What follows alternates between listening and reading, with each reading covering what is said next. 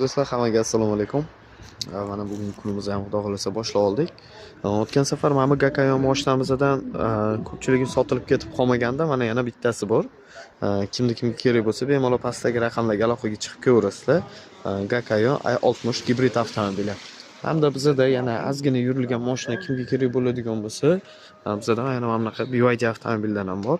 Bemalol pastdagi raqamlarga aloqaga chiqib ko'rasizlar. 60 ming yurgan, holatlari idealniy.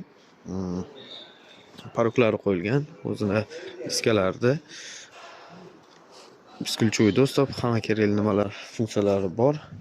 Yiliga keladigan bo'lsak, ushbu avtomobilimizning yili 2023-yilgi mashina. NFC displey hamma narsasidan bor, bijli salon. Do'stlar, kimga ushbu avtomobillar kerak bo'lsa, bemalol aloqaga chiqsanglar bo'ladi. Dipallarimiz ham, nettalarimiz ham hamma avtomobillardan bor. Hamda bizda yana Mazda'ning yangichasini olib keldik. Mana qora rasvetkasini olib kelib qo'ydik. Qoraga oq hamda fioletovoy smeshinniy ishlangan rasvetka.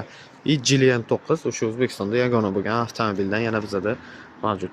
Xo'p, yana tajriba yo'qda yana Toyota BZ5, Toyota BZ3X'larimiz ham bor. Dipalli yangi versiyalardan ham olib kelib qo'yganmiz. Bemalol pastdagi raqamlarga aloqaga chiqib ko'rasizlar. Narxlarini chiroyli narxda hamda bozordagi narxlardan arzonroq qilib berishga harakat qilamiz.